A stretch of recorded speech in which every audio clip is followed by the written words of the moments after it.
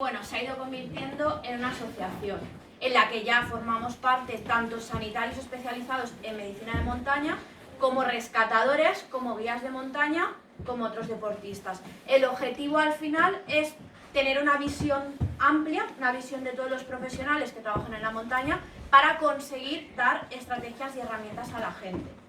Entonces, lo principal que hacemos en la asociación, ya os digo, es formación, pero formación para gente que no sea sanitaria, para cualquier persona que salga a la montaña, porque sabéis que en la montaña, si tenemos un accidente, no estamos hablando de los primeros auxilios en una zona urbana.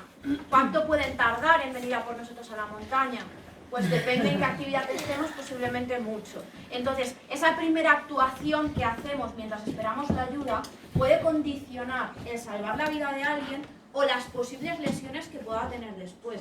Me parece que es algo importante y que tenemos que asumir la responsabilidad de si voy a hacer una actividad en un medio hostil que está aislado, igual que me formo con técnicas de cuerda, también me tengo que formar para poder asumir y reaccionar ante una posible urgencia en ese medio. ¿No? ¿Estamos de acuerdo? Sí. Bueno, ¿qué vamos a hacer hoy? Lo que vamos a hacer es un juego de primeros auxilios en montaña tipo trivia.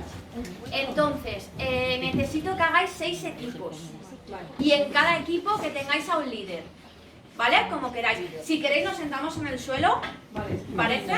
¿Vale? Pero distribuiros en 6 equipos.